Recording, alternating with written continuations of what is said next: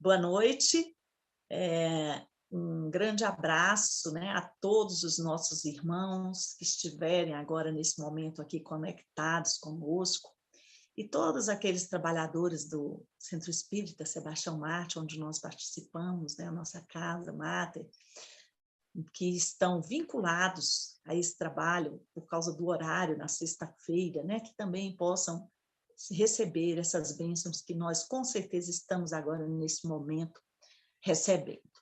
Queridos irmãos, nós estamos com a responsabilidade do estudo do capítulo 21. O tema do capítulo é Haverá falsos cristos e falsos profetas, e nós pegamos o item 1, que é reconhece-se a árvore pelo fruto. Então, eu vou ler a passagem bíblica que está aqui no capítulo, para que nós nos situemos. A árvore que produz maus frutos não é boa, e a árvore que produz bons frutos não é má. Porque cada árvore se conhece pelo seu fruto, não se colhem figos dos espinheiros, e não se cortam cachos de uva de sobre as sarças. O homem de bem tira as boas coisas do bom tesouro do seu coração, e o mal tira as más coisas do mau tesouro do seu coração, porque a boca fala do que está cheio o coração.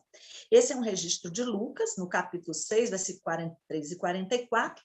Nós vamos ter também desse mesmo texto, com palavras diferenciadas, o registro no Evangelho de Mateus, no capítulo 7, versículo de 15 a 20. E ainda no Evangelho de Marcos, falando do Cristo, né, dos falsos profetas, dos falsos cristos.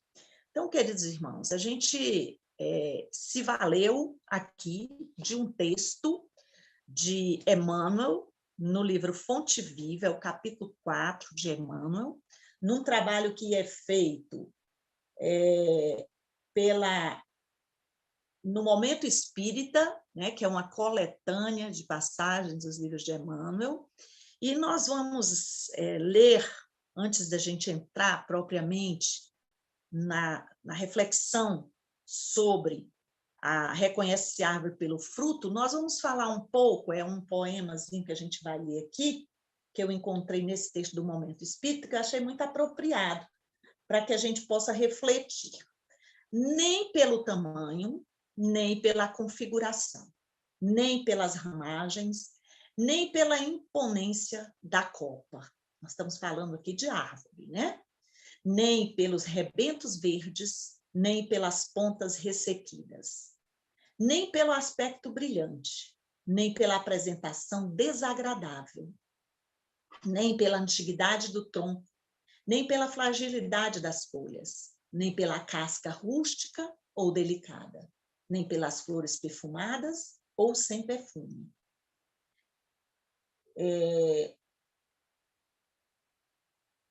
Aqui nós vamos encontrar aí, né, algumas falas que vão caracterizar que não é pela aparência, né, que nós conhecemos uns aos outros e nem as boas atitudes. Então, nem pelo aroma atraente, nem pelo odor repulsivo. Árvore alguma será conhecida ou amada pelas aparências exteriores, mas sim pelos frutos, pela utilidade e pela produção. E aí eu queria comparar a nós, espíritas, como árvores frutíferas. E nós vamos nos valer, então, do livro Fonte Viva, no capítulo 4, onde Emmanuel nos alerta de que ninguém que se consagre realmente à verdade dará testemunho de nós pelo que parecemos, pela superficialidade de nossa vida, mas sim pela substância de nossa colaboração no progresso comum, pela importância de nosso concurso no bem geral. Queridos irmãos, Emmanuel mais uma vez, né, vem tocar os nossos corações, nos chamando à razão, porque nesse comentário ele está dizendo para nós que aquela diferença que a gente quer ver no mundo, nós precisamos começar a ser a diferença, né? E esse momento que nós estamos hoje, mais uma vez, imersos nas mesmas questões de um ano atrás. Foi decretado agora um lockdown pelo nosso governador. Por quê? Porque o processo da pandemia mundial, ele ainda não cessou. Esse é um chamado de trabalho para nós espíritos eternos. É também um momento de nós darmos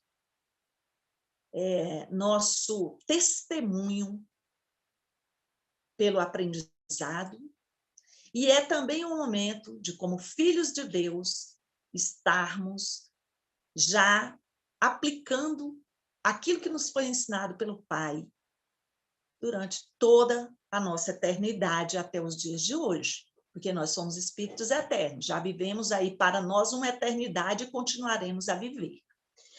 Então, Emmanuel diz nesse texto que frutos nós temos produzido em nosso viver.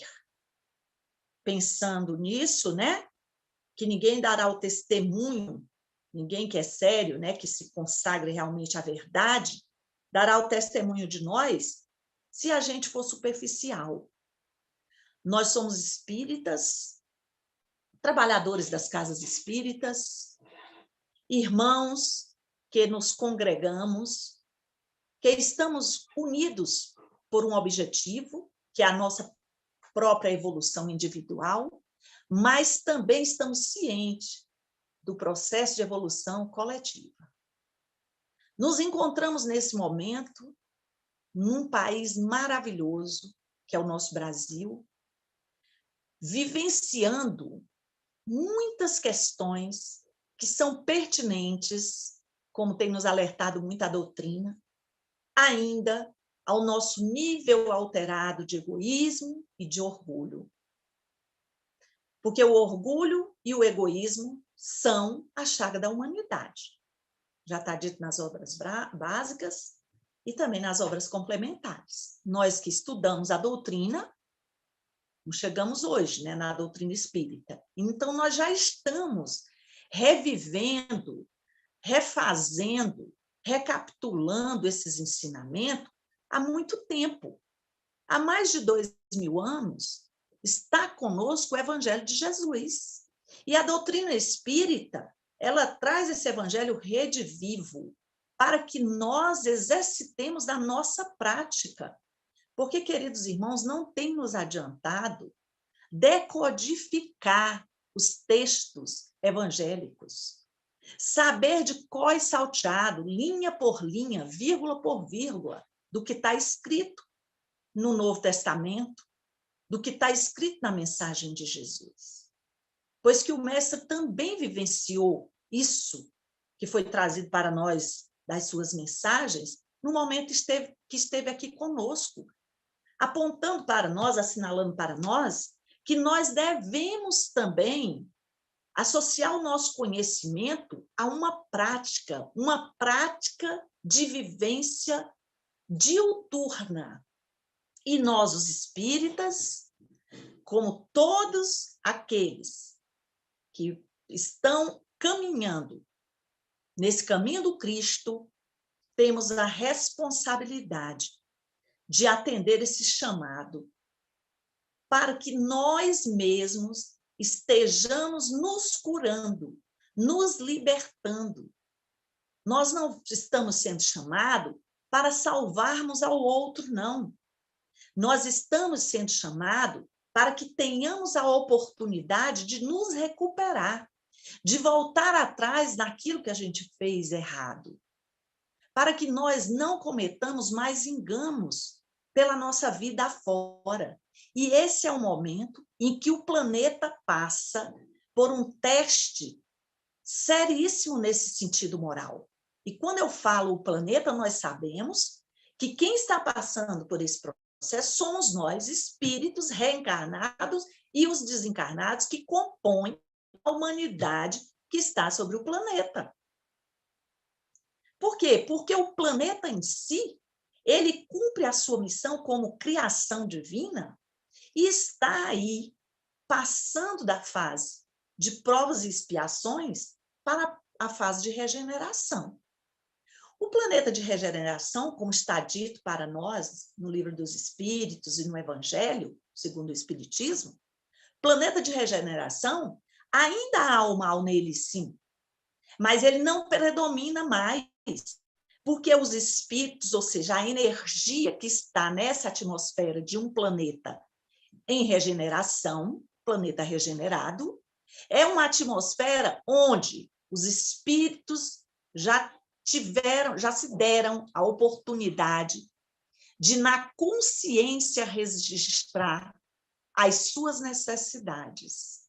O bem, queridos irmãos, que nós fazemos e o bem que nós deixamos de fazer faz toda a diferença para as nossas vidas eternas e para o estado que nós estaremos na vibração em que vamos para nos afinizar com o planeta, com um novo espaço de morada. Então, quando Emmanuel pergunta lá no texto, no capítulo 4 do livro Fonte Viva, que frutos nós temos produzido em nosso viver, eu penso que nós devemos refletir todos os dias. Todos os dias. Agora, nesse momento, estamos novamente, mais uma vez, com a oportunidade, e não obrigados, de nos mantermos dentro dos nossos lares, conectados com o bem e com o amor de Jesus, para que não só nós, como todos os espíritos que estão nesse mesmo barco, que se chama Terra, e que tem como mestre Jesus, para que todos nós possamos juntos vencer essas barreiras do egoísmo, do orgulho e da vaidade.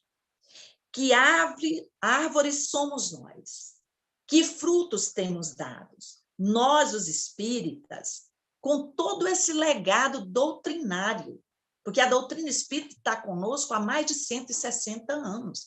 Mas o Evangelho de Jesus, que a doutrina traz, é o mesmo de há 2000 anos atrás. Então, quando vem o esclarecimento, descortinar das informações, é porque nós, espíritos, já temos a condição de absorver essas informações. E aquilo que nós não entendíamos no passado distante e no passado bem próximo, nesse momento, nós não temos mais como dizer que não entendemos. Pois o nosso mestre, além de dar o exemplo, ele vivenciou em todos os momentos que ele esteve na sua pregação aqui no planeta. Ele mostrou para nós, vivenciou, e os ensinamentos estão aí, nos evangelhos. Haja vista essa passagem do Evangelho de Lucas, que Marcos registra, né? E Mateus também. Então, o que significa produzir bons frutos? Emmanuel também faz esse questionamento lá no livro Fonte Viva. Isso é para ir ficando na cabeça da gente, para que a gente reflita, né? Por quê? Porque se nós temos que ser árvores que produz bons frutos e que essas árvores serão reconhecidas pelos bons frutos que derem, e que uma árvore má, ela não pode produzir bons frutos, e que uma árvore boa não pode produzir maus frutos.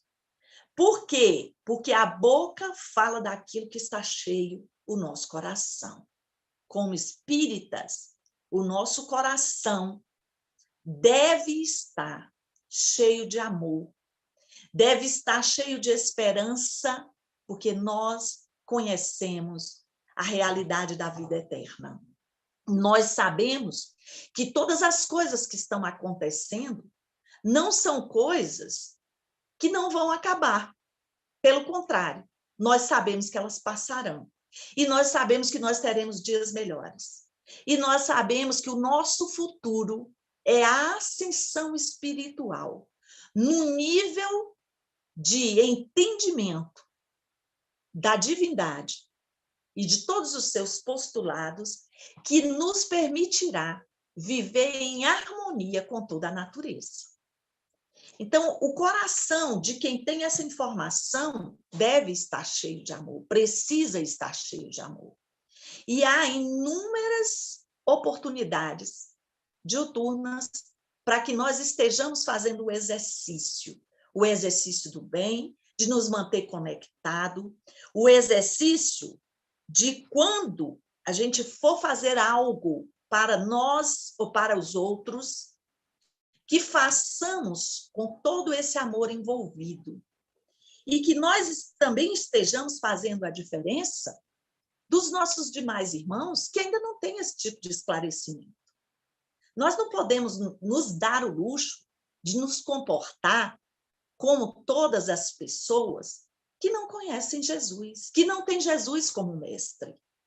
Nós escolhemos esse caminho por necessidade nossa e temos o tempo inteiro a orientação espiritual para que as nossas atitudes representem essa escolha, para que nós sejamos as árvores que damos bons frutos e que fazemos a diferença para todas as criaturas. Produzir um fruto significa criar alimento para os outros. Produzir um fruto significa criar alimento para os outros. Nós precisamos alimentar aos nossos irmãos com um excelente alimento. E qual é o melhor alimento para todos nós seres humanos, senão o amor? Que é esse alimento que Jesus veio trazer para nós. Jesus nos ama incondicionalmente. Deus nos ama incondicionalmente. E manda o seu Filho para não só falar para nós deste amor, como também para vivenciar esse amor com cada um dos nossos irmãos que ele teve a oportunidade de conviver. Produzir bom fruto significa deixar um legado moral pelos caminhos. Como nós seremos conhecidos por muito nos amarmos? Produzir um bom fruto significa construir uma obra que o tempo não consome, que nós vamos viver a existência eterna sobre os benefícios desta construção. Porque o amor nunca sobra, porque o que o amor produz, constrói sempre, modifica, transforma, melhora, cura, sara. Diante da dedicação desse Pai, de infinita misericórdia e benevolência para conosco, que é Deus, o nosso Criador, Emmanuel diz para nós nesse texto que chegará um dia em que nós, os filhos, recordaremos dos frutos da educação dada por nosso Pai, dos bons exemplos, das renúncias e do trabalho incansável para o nosso resgate. A exemplo de Deus, Jesus tem tido para conosco toda a paciência possível, tem dado toda a assistência para que nós nos eduquemos no nosso padrão vibratório, para que nós nos eduquemos nas nossas comunicações, para que nós tomemos o cuidado com a nossa fala, porque aquilo que sai do nosso coração tem que ser bom, porque nós somos boas árvores, já que fomos criados pelo Pai, e poderemos e deveremos dar bons frutos. Jesus nos deu o exemplo o tempo inteiro. Renunciou a si próprio por amor a nós. Trabalhou incansavelmente e trabalha todos os dias como nosso Pai, Deus. Todos os dias, incessantemente, Jesus disse para nós, o Pai trabalha todo dia, e eu também. E nós também, queridos irmãos. Porque nós somos filhos desse Deus magnífico, desse Deus poderoso, desse Deus que não desampara. Nós precisamos dividir o nosso conhecimento com os outros, porque isso também é frutificar. Mas não esse conhecimento da decodificação desse código linguístico, com as frases feitas, que nós até decoramos, que não tem trazido efeito, surtido efeito na nossa própria existência, na nossa própria convivência com os nossos familiares. Haja vista, nós estamos passando por uma pandemia mundial desde o ano passado, e os conflitos dentro das famílias terem aumentado consideravelmente. Nós estamos desajustados, desarmonizados psicologicamente. A nossa estrutura física tem ruído por conta do desequilíbrio mental, psicológico, e porque a nossa moral é duvidosa.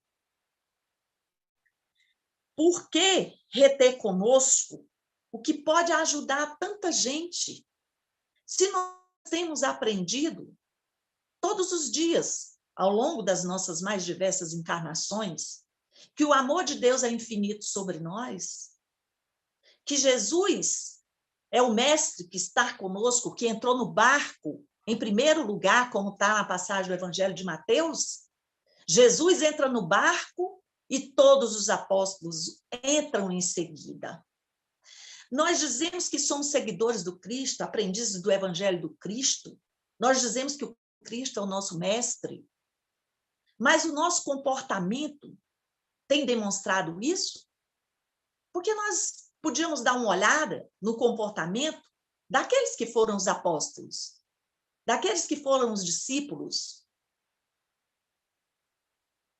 Porque nas obras complementares, além das obras da codificação, como o Evangelho segundo o Espiritismo, que nós vemos lá o nome de vários espíritos que estiveram em outros momentos, defendendo outras bandeiras, mas com compromisso com Deus. Aí nós vamos citar Santo Agostinho, por exemplo, que voltaram e vieram fazer o trabalho junto com Kardec, naquele momento, para nos dar a referência de que, a caminho, eles já faziam o trabalho que era necessário para estar em comunhão com Deus.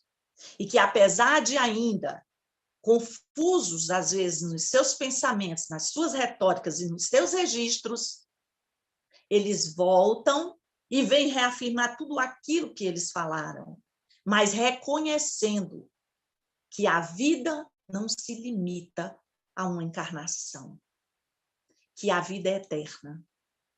E que nós, espíritos, quando resolvemos, quando temos a vontade, como está lá no Livro dos Espíritos, de mudar, nós mudamos. Porque as ajudas que nós recebemos não nos permitem parar o processo de progressão.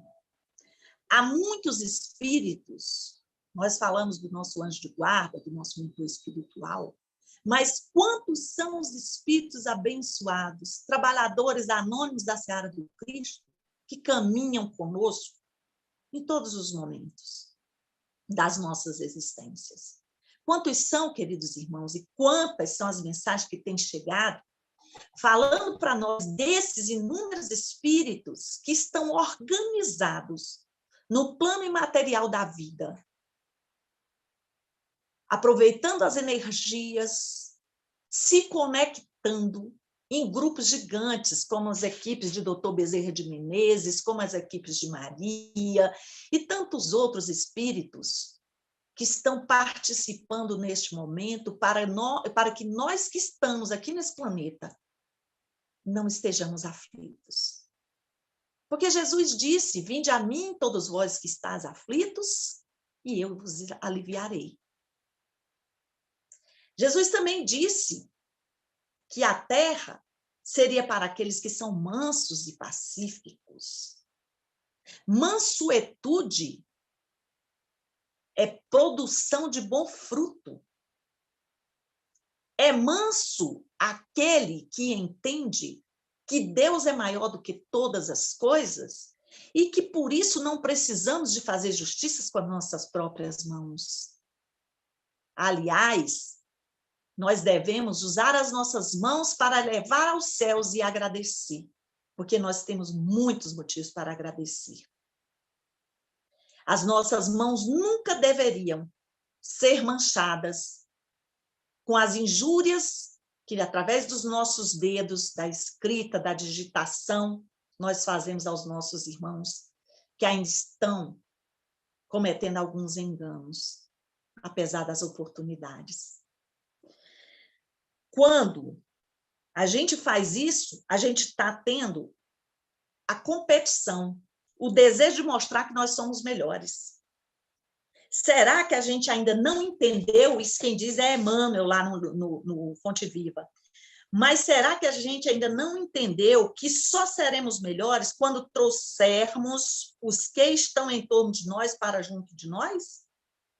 O Mestre Jesus já nos ensinou essa prática de muitas formas diferentes. Nossos exemplos de boa conduta dão bons frutos. As pessoas precisam de referências ricas, queridos irmãos, para poderem construir um comportamento maduro. Ninguém precisa de ser atirado pedra. É por isso que Jesus, no momento lá da mulher adúltera, ele pergunta qual era daqueles que não tinha pecado para atirar pedra.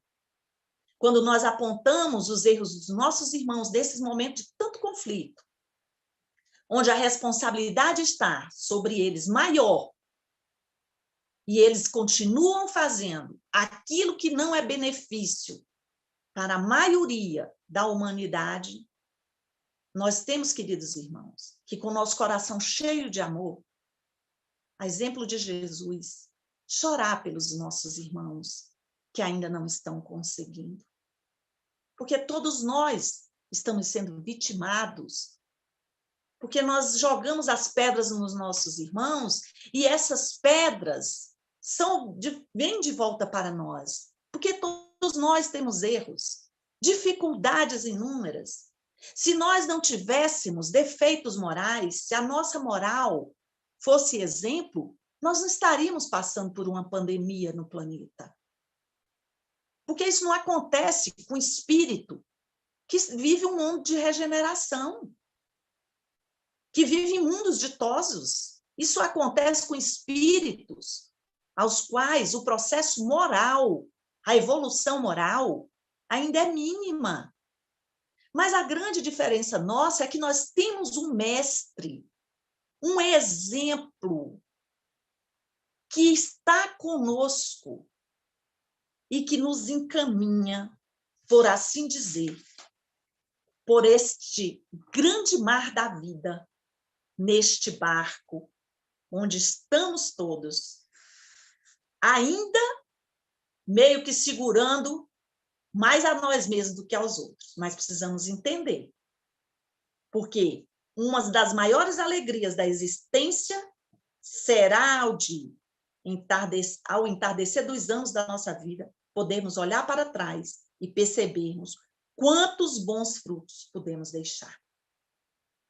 Porque nós vamos estar vivos, mesmo saindo daqui do planeta, mesmo desencarnados. E nós vamos colher esses frutos ou vamos amargar por não termos produzido os bons frutos. Que nós possamos, queridos irmãos, descobrir em nós esse potencial que não é nosso.